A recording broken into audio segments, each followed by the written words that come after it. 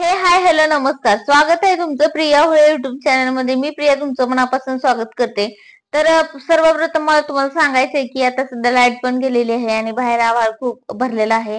आणि बाहेर आभाळ भरलेला असल्यामुळे पूर्ण एक जीव झालाय आभाळ, आणि त्यामुळे अंधार बाहेर पण पडलेला आहे. आणि त्यामुळे लाईट गेल्यामुळे घरामध्ये पण दार खिडक्या सगळं उघडं असलं तरी अंधार पडलेला आहे. त्यामुळे व्हिडिओ एवढा काही क्लिअर दिसत नाहीये.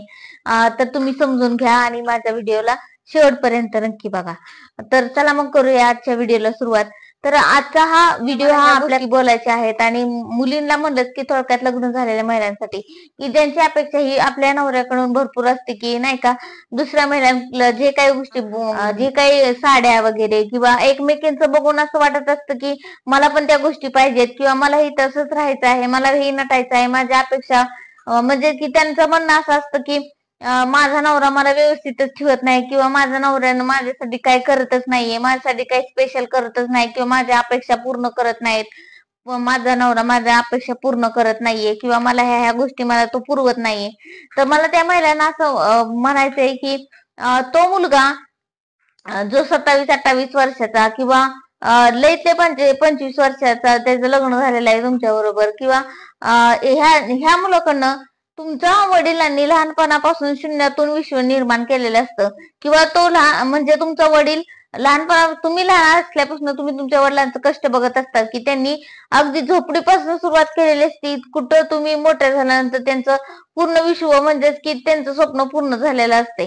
म्हणजेच की आपण आपल्या वडिलांचा संघर्ष बघू शकतो आणि त्यांच्याबरोबर आपण आयुष्यभर साथ त्यांना देत असतो, आणि आपल्याला गर्व वाटत असतो अशा वडिलांचा, की आपण त्यांचा संघर्ष बघतो आणि सगळ्या गावाला सगळ्या लोकांना किंवा सगळ्या लोकांना सांगत असतो की माझ्या वडिलांनी शून्यातून विश्व निर्माण केलेलं आहे, किंवा पूर्वी आमच्याकडे खूप गरिबी होती आणि माझ्या वडिलांनी खूप कष्ट घेतलेले आहे. हे सगळ्या गोष्टी मिळवण्यासाठी त्यांनी राबलेले आहेत. आपण अभिमानाने सांगत असतो आपल्या वडिलांबद्दल. परंतु काही मुलींना आपल्या नवऱ्यासाठी काय अशा गोष्टी करू वाटत नाहीत, किंवा काय प्रत्येक मुलगा त्याच्या कुवतीनुसार त्याच्या जो काही तो कमवत असतो, जो काही तो सॅलरी मिळवत असतो, त्या सॅलरी मधून तुम्हाला ज्या गोष्टी त्याच्या म्हणजे हातात आहेत तेवढ्या तो गोष्टी परिपूर्ण प्रयत्न करत असतो तुम्हाला त्या प्रत्येक गोष्ट पुरवण्यासाठी. मग तुम्ही त्याला का साथ देऊ शकत नाही त्याच्या कमी पगारामध्ये, किंवा त्याच्या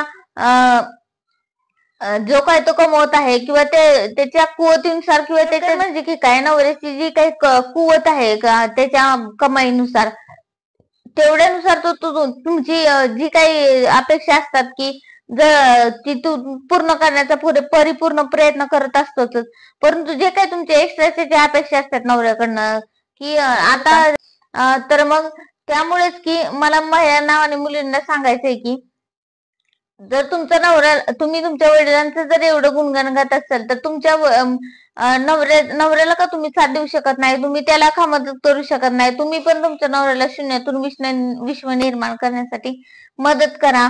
आणि जर तुम्ही तुमच्या नवऱ्याची अडचणीमध्ये मदत करत असाल तर चांगलं आहे. कारण इंस्टाग्रामला एक रील बघितली की एका मुलाने व्हिडिओ कॉल करून किंवा व्हिडिओ स्टार्ट करून ऑनलाईन फाशी घेऊन आत्महत्या केलेली आहे.